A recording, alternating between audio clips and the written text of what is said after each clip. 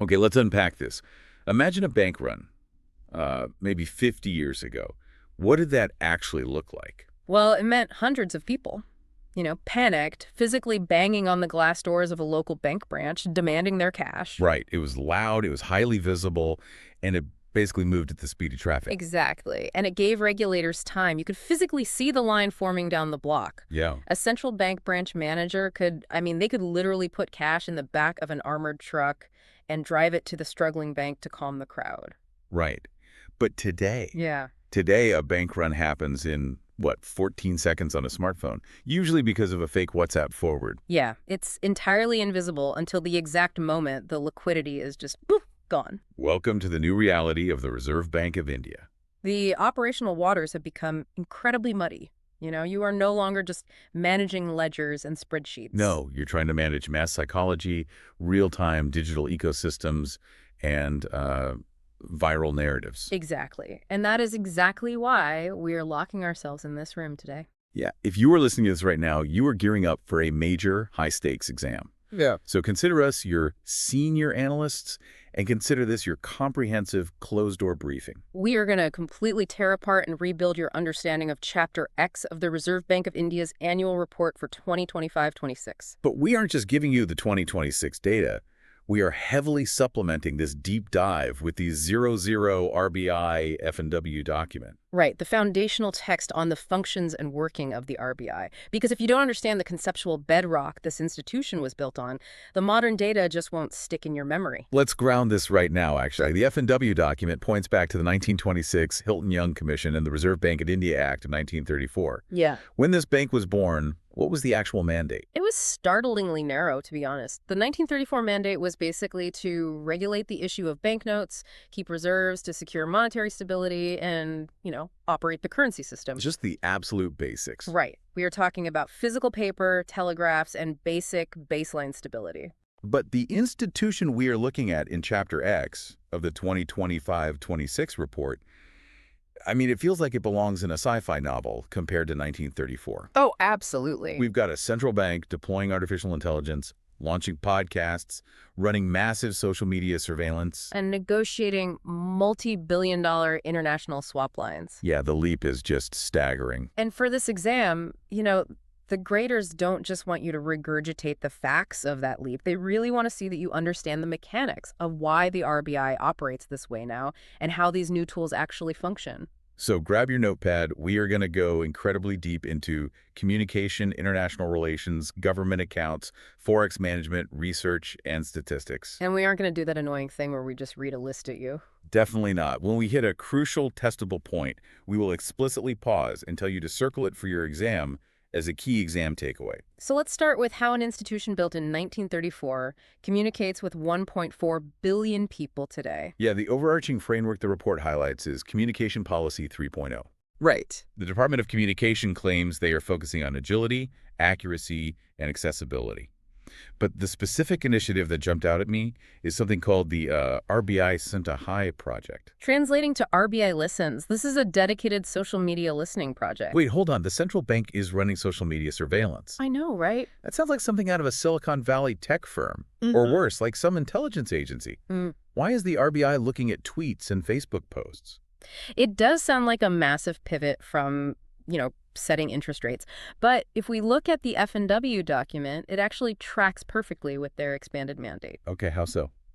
Well, over the decades, particularly under the Banking Regulation Act of 1949, the RBI became tasked with protecting depositors' interests. And in a hyper-connected economy, a rumor is just as dangerous as a bad loan portfolio. Ah, I see. So they aren't looking at social media for marketing purposes. They're looking for sparks before they become forest fires. Exactly. The technical term they use is finding EWS, early warning signals. The RBI's Senta High project isn't just someone mindlessly scrolling through a feed. They're using advanced natural language processing, or NLP. Wow. Yeah. It's an algorithm scanning millions of unstructured data points, posts, comments, complaints across social media and messaging applications. But how does that actually work mechanically to stop a panic? Let's say a rumor starts that a specific regional cooperative bank doesn't have the cash to process withdrawals. Right. The NLP algorithm doesn't just search for the words scam or bankrupt. Hmm. It measures the sentiment and the velocity of the panic. Oh, wow. So if it detects a sudden, localized spike in anxiety regarding that specific bank, the RBI gets an immediate alert. And then what? Did they just shut the bank down? No. They move to counter the narrative. They coordinate immediately with the Press Information Bureau's fact-check unit. Ah, okay. They issue targeted clarifications. They get ahead of the misinformation before depositors actually pull out their smartphones to initiate a run on the bank. Okay, if you are making flashcards right now, this is the first one to write down. Your first key exam takeaway. The explicit name of this social media listening project is RBI Sent a High. You need to know that exact phrasing. And you really need to understand that it is fundamentally a supervisory tool, not a PR tool. Right. Speaking of PR tools, though, I was digging through the communication channels they are using, and I realized something wild. Did you know the RBI has a podcast? Yeah. Launched on January 1st, 2026. I mean, I listen to a lot of podcasts, and I have to ask, what does a central bank even talk about on a podcast? Are they doing a tight 45 minutes on bond yield curves? Because that sounds brutal. No, not quite. The official podcast is called RBI Talks, From Paisa to Policy.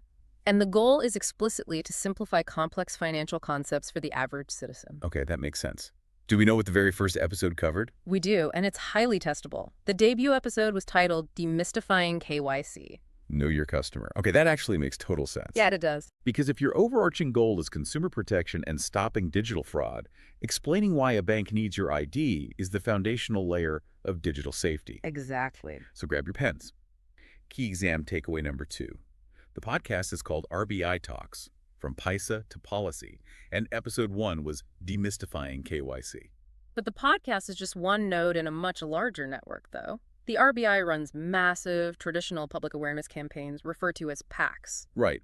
The report states the umbrella theme for these campaigns is RBI Ketahai, Jankar Baniye, Satork Rahi. Meaning, RBI says, be aware, be alert. And they are pushing this out in English, Hindi, and 11 major regional languages. The language distribution is key there. Digital penetration in India has reached deep into rural areas, meaning people who might not speak English or Hindi natively are now transacting digitally. And scammers absolutely know this. They do. The report specifically mentions they are targeting impersonation scams and QR code traps. Let's break down a QR code trap because it perfectly illustrates why regional languages are so vital here. Sure. A classic QR code trap works by confusing the victim about the direction of the money flow. Right. A scammer contacts a small business owner, maybe a shopkeeper in a rural district, and says, I want to buy your goods. Let me send you an advance payment. Just scan this QR code on your phone to receive the money. But scanning a QR code on a payment app is how you send money, not receive it. Exactly. But if the shopkeeper is new to digital payments, they might not know that. They scan the code, enter their PIN thinking it's required to accept the funds, and suddenly their account is drained. That is brutal. Yeah. So the RBI Ketahai campaign targets that specific vulnerability. Yes. They run audiovisual warnings in the exact regional dialect of that shopkeeper, explaining on local television and radio that scanning a code means money leaves your account, it never enters it. And they're reinforcing this through the media, too. The report highlights they held 6 post-monetary policy press conferences. Right. But more interestingly, they conducted specialized regional media workshops. Yeah, I saw the locations for those workshops.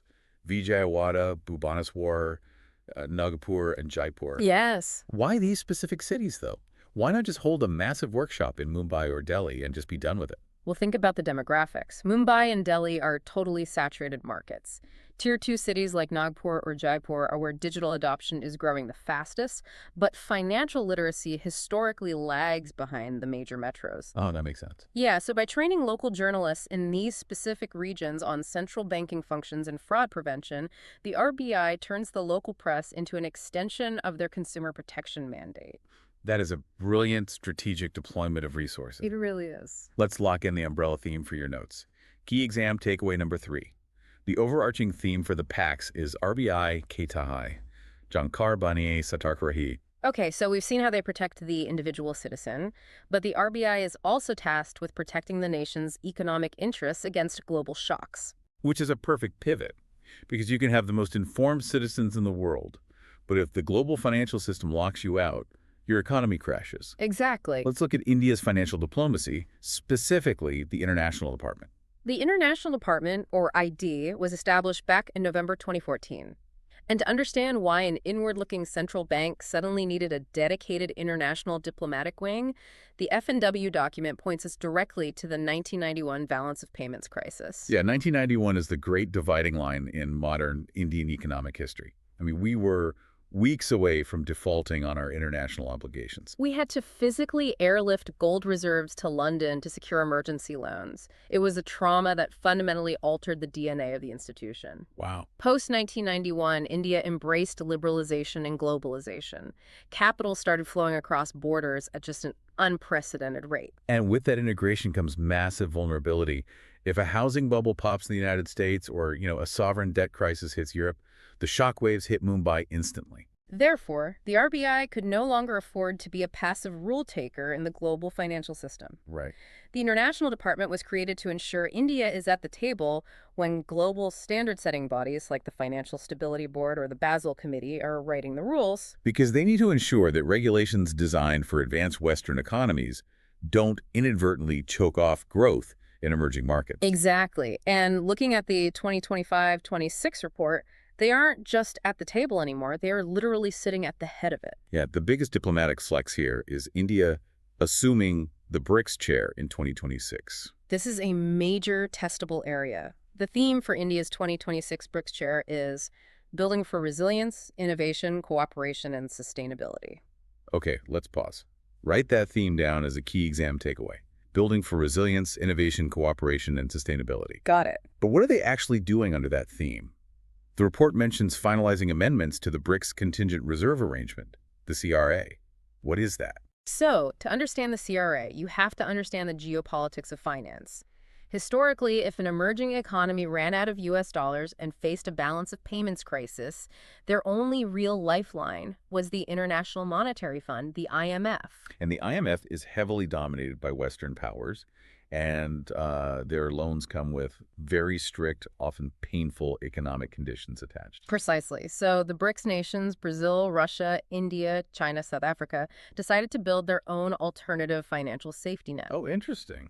The contingent reserve arrangement is essentially a pool of capital that member nations can draw upon if they face a short-term liquidity crisis. So basically a mutual insurance policy. Yes, and under India's 2026 chairmanship, they are not only amending the treaty that governs this arrangement, but they are facilitating discussions on onboarding new expanded BRICS members into this CRA safety net. That is a massive shift in global financial architecture. It really is. But that's at the macro global level.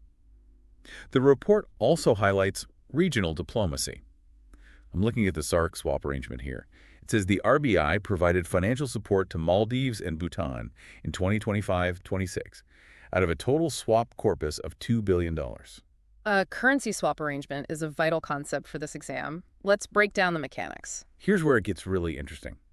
I like to think of a currency swap like a massive neighborhood electrical generator. Okay, I like that. Imagine your neighbor's house suddenly loses power.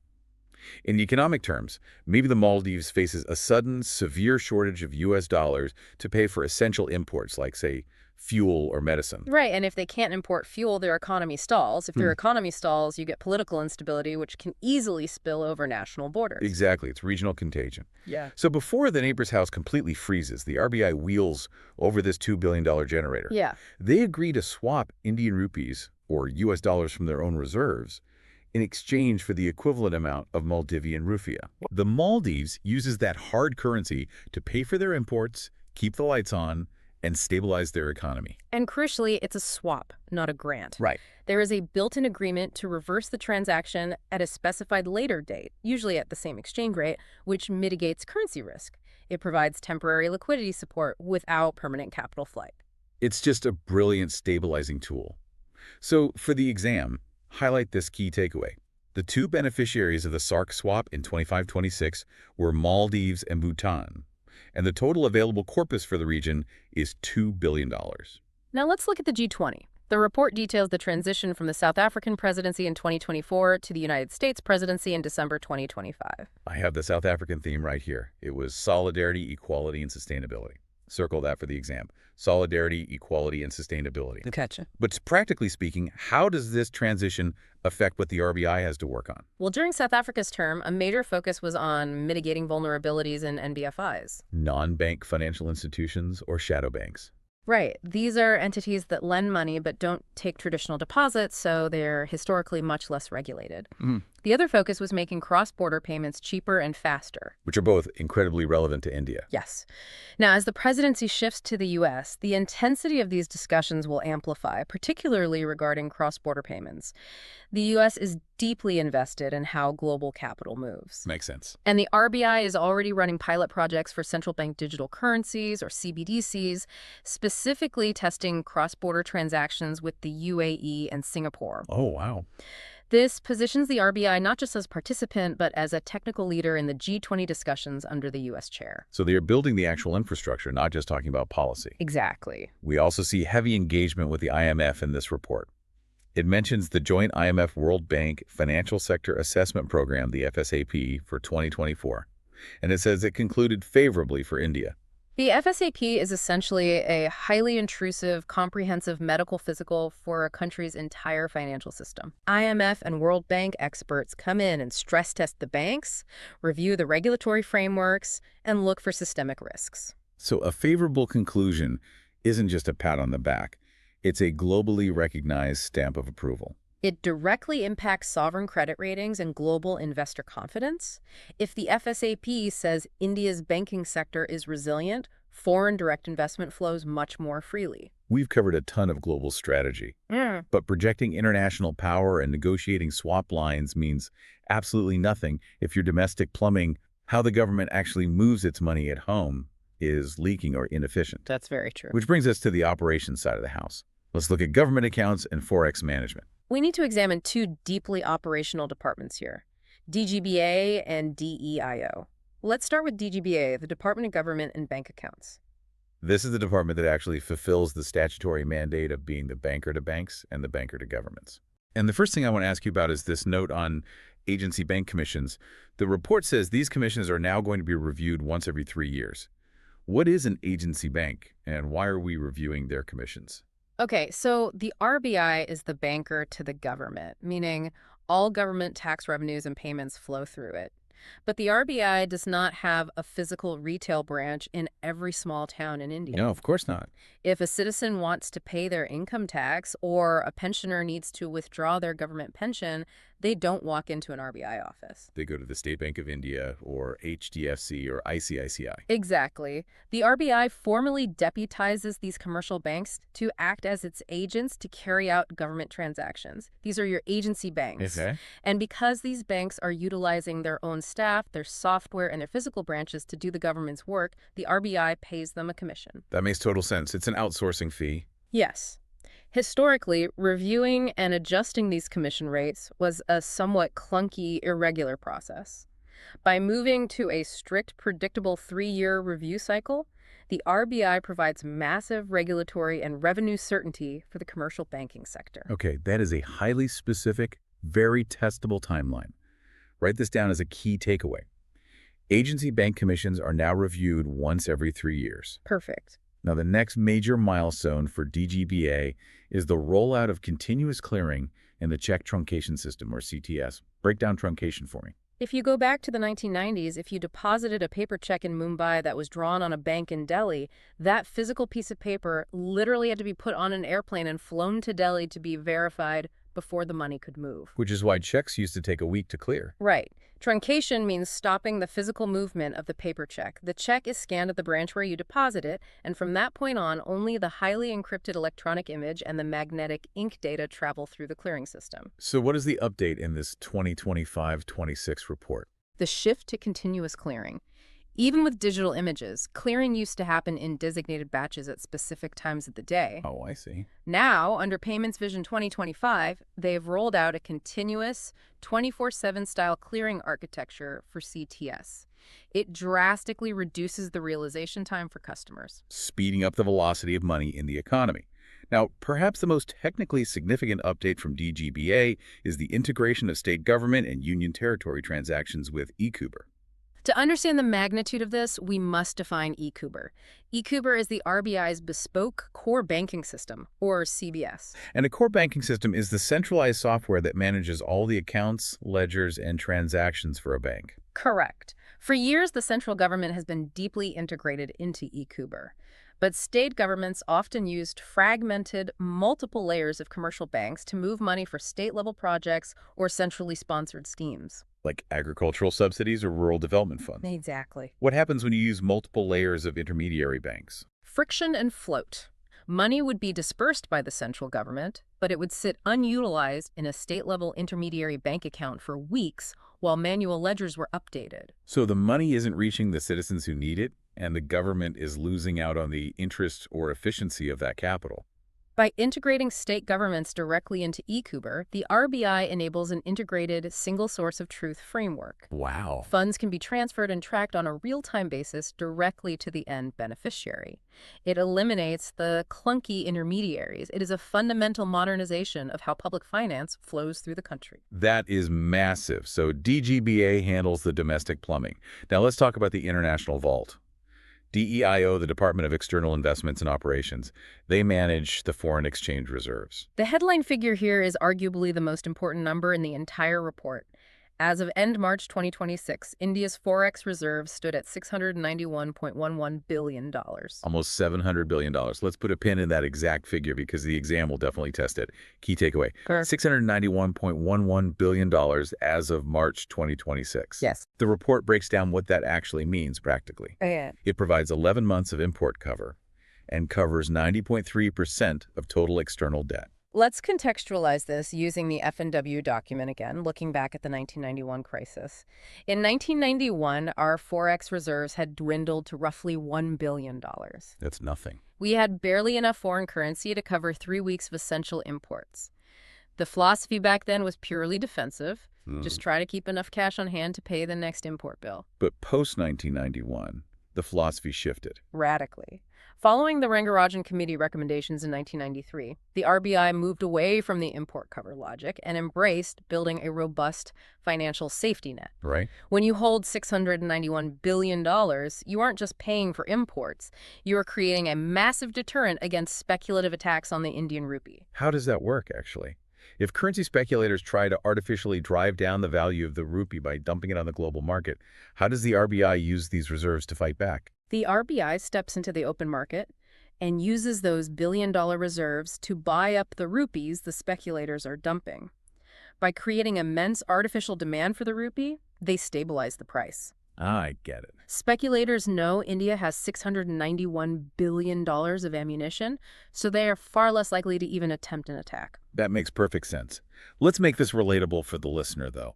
Think about that 11 months of import cover, like an emergency fund for a household. Okay. If you lose your job tomorrow, how long can you keep paying your mortgage, buying groceries, and keeping the lights on without a single rupee of new income coming in? Most households might have a few weeks or months. Right. So 11 months of import cover is like having nearly a full year's worth of emergency expenses sitting fully liquid in a savings account. Exactly. It means that if global supply chains completely freeze or a massive geopolitical shock cuts off all export revenue, the nation of India can keep buying oil, medicine, and critical supplies for almost a year. It is a staggering buffer. And that buffer is absolutely necessary because the global environment is highly volatile. The report explicitly cites escalating conflicts in West Asia and the lingering risks of energy-driven inflation. Right. This is why DEIO hosted a major international conference this year. And the theme of that conference is your next explicit key exam takeaway. The DEIO conference theme was Resilient Reserves, Anchoring Stability in an Era of Uncertainty. That title perfectly encapsulates their modern philosophy. The reserves are an anchor. But managing a $691 billion portfolio to optimize returns without taking on undue risk requires phenomenal analytical horsepower. Which brings us perfectly to the final and perhaps most complex section of our briefing. We've talked about communication, diplomacy, and operations. Now we need to look at the brain of the central bank. Action 4, Research and Statistics. We are diving into DPR and DSIM. Let's begin with DPR, the Department of Economic and Policy Research. This is the empirical engine of the RBI. The Monetary Policy Committee doesn't just guess what interest rates should be. They rely on the data and forecasts generated by DEPR. The sheer volume of output is impressive. In 2025-26, they conducted 102 extensive research projects, and they are responsible for the statutory publications. Yes, and their forthcoming flagship publication, the Report on Currency and Finance, has a theme you must memorize. It's India's external sector, navigating global turbulence. Let's highlight that. The DEPR flagship report theme, India's external sector, navigating global turbulence. Got it. But the part of DEPR's work that absolutely blew my mind was their integration of new technology into economic forecasting. The report highlights their pioneering use of AI and ML tools, artificial intelligence and machine learning, combined with remote sensing satellite data. And what specific economic factor are they using satellites and AI to look at? Crop loss assessment due to extreme weather events. Now, my immediate reaction to reading this was, well, why? Why is the central bank operating satellites to look at flooded rice paddies or scorched wheat fields? Isn't that the job of the Ministry of Agriculture? It seems disconnected until you look at the fundamental mandate of the RBI. The F&W document explicitly details the 2016 amendment to the RBI Act, which formalized the flexible inflation targeting framework. Oh, right. The primary objective of the RBI is to maintain price stability, specifically targeting a consumer price index, or CPI, inflation rate of 4% with a tolerance band of plus or minus 2%. Okay, so they have to control inflation. But look at the composition of India's CPI. It is heavily weighted toward food. I see where this is going. Food inflation is the most volatile component of the index and is routinely the primary driver of headline inflation. If a bad monsoon hits or a sudden heat wave scorches the wheat crop, onion and wheat prices spike, and suddenly the RBI is missing its inflation target. Historically, how do they adjust for this? Historically, they were flying blind. They had to wait for the traditional ground-level agricultural surveys conducted by state and central governments. Agronomists would physically go to fields, assess the damage, compile the data, and publish a report. Which takes months. Exactly. By the time the official data arrived at the RBI headquarters, the supply shock had already hit the wholesale markets, prices had already spiked, and inflation was already rampant. Monetary policy operates with a lag, so reacting to months-old data is ineffective. So what does this all mean? I see the mechanism now. By using remote sensing satellites, they can literally see the crop damage from space immediately after a cyclone or a heat wave. And they feed those satellite images into AI and machine learning models trained on historical agricultural yields. The AI can instantly forecast the exact percentage drop in crop yields and predict the subsequent supply shock to the food markets. So instead of waiting 3 months for a ground survey, the DEPR knows exactly how bad food inflation is going to be next month. Precisely. This allows the Monetary Policy Committee to proactively adjust liquidity or interest rates before the inflation fully materializes. That is a massive paradigm shift in central banking. It is proactive, real-time macroeconomic management. Now, let's look at the other side of this analytical coin, DSIM, the Department of Statistics and Information Management. If DEPR is the brain analyzing the economy, DSIM is the nervous system building the infrastructure to collect the data. And this section of the report is an absolute alphabet soup of jargon. Let's take our time and unpack every single acronym so you, the listener, actually understand the architecture. Good idea. The report says DSIM is migrating to SIMS, modernizing CI/SI, and implementing SDMX-based data collection for element-based reporting, or EBR. Deep breath. Let's break it down. CIES is the Centralized Information Management System. Think of it as the Reserve Bank's next-generation massive cloud data warehouse. Everything flows into SIMS. And CISPI. CISPI is the Central Information System for Banking Infrastructure. But the real operational revolution here is the shift to element-based reporting, or EBR, using the SDMX standard. Explain SDMX to me. SDMX stands for Statistical Data and Metadata Exchange. It is an international standard for exchanging statistical data. To understand why this is revolutionary, you have to understand how banks used to report data to the RBI. Under the old system, how to work. Banks would send static, pre-formatted reports. Imagine them as rigid Excel spreadsheets or uneditable PDF forms. Let's say the RBI suddenly wanted to analyze a very specific type of risk. Say, all unsecured personal loans under 50,000 rupees given to individuals in Tier 3 cities. Under the old system, that data is just trapped inside thousands of different static reports from hundreds of different banks. Yes. The RBI analysts would have to manually extract, compile, and clean that data from all those disparate reports. It was slow, clunky, and highly prone to manual error. It's like trying to find every mention of a specific concept by reading hundreds of different physical books. So how does element-based reporting via SDMX change the physical flow of data? Under EBR, banks no longer send static reports. They transmit granular, individualized data elements, or bits. Every single piece of data, a loan amount, a geographic location, a default status, an interest rate, is tagged with standardized SDMX metadata. So instead of sending a locked printed book, the commercial banks are sending millions of perfectly categorized, digitally searchable index cards directly into the CM's warehouse. Exactly. Now, if the RBI wants to analyze that specific slice of unsecured loans, they don't have to read reports. They just query the CIMS database for those specific SDMX tags, and the system instantly combines those elements into a real-time custom analysis across the entire banking sector. It gives the regulator X-ray vision into the commercial banking system. And they're taking that X-ray vision to an even more advanced level using artificial intelligence. This is perhaps the most futuristic line in the entire annual report. I know exactly what you were going to bring up.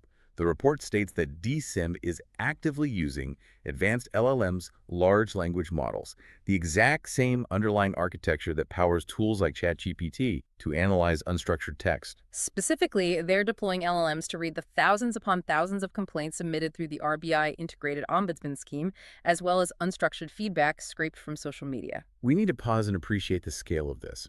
In the past, assessing the health of a bank was purely quantitative. You looked at their capital adequacy ratio, their non-performing assets, their liquidity coverage. It was all numbers. But numbers are often lagging indicators. A bank's balance sheet might look healthy for quarters after its internal customer service or tech infrastructure has already collapsed. Right. So now the RBI has an AI reading every single angry customer email, every ombudsman grievance, every frustrated tweet about failed transactions. The LLMs process this massive, unstructured ocean of human frustration to generate granular, bank-wise sentiment insights. Let's walk through a scenario. Say a specific mid-sized bank rolls out a new mobile app update, and it has a fatal flaw that double charges customers. Before that impacts the bank's quarterly financial statements, thousands of people complain to the ombudsman or post online. The LLM instantly detects the spike in negative sentiment specifically clustered around the concepts of double charge and mobile app for Bank X. It flags it, and RBI supervisors can immediately intervene and demand the bank fix its IT infrastructure before it causes a systemic loss of confidence. It fundamentally shifts banking supervision from being purely backward-looking and quantitative to being real-time, qualitative, and predictive. The technological leap is just astounding. Okay, before we wrap up, there is one highly specific legal update tucked into this section that we absolutely must cover because it directly impacts banking operations. Yes, the Banking Laws Amendment Act, 2025. It changed the statutory definition of a fortnight. Redefining a word like fortnight sounds like trivial administrative housekeeping. Why is this critical for our exam taker to know? Because the fortnight is the fundamental unit of time for a commercial bank's daily liquidity management. Every bank is mandated by the RBI to maintain a cash reserve ratio, or CRR, and a statutory liquidity ratio, or SLR, based on their total deposits. Right. They have to hold a certain percentage of their cash in reserve, not lent out. Yes. And previously, the maintenance period for these reserves was based on a legacy concept called Reporting Friday. The cycle ended on alternate Fridays. But the days of the month shift every year. So the reporting period was completely decoupled from the actual calendar month. Precisely. You would have a reporting cycle that crossed over 2 different months or ended awkwardly in the middle of a quarter. It created massive calendar mismatches between a bank's reserve compliance reporting and their standard monthly accounting and tax cycles. Oh, that sounds like a nightmare. It caused unnecessary operational friction and required complex reconciliation. So what did the amendment do? It redefined the statutory fortnight strictly as the period from the 1st to the 15th of the month and from the 16th to the last day of the calendar month. So it aligns the regulatory reporting cycle perfectly with the standard accounting calendar. It's a seemingly minor legal tweak that generates massive systemic efficiency gains for the compliance departments of every single commercial bank in the country. Okay, grab your pens. We have a dense block of takeaways for this analytical section. Here's your final explicit list of key exam takeaways to circle in red. Number 1, the RBI uses AI, ML, and remote sensing specifically for crop loss assessment to front-run food inflation data. Got it. Number 2, The RBI uses advanced LLMs to read ombudsman complaints to generate bank-wise sentiment insights. Number 3, the shift to element-based reporting is powered by the SDMX data standard.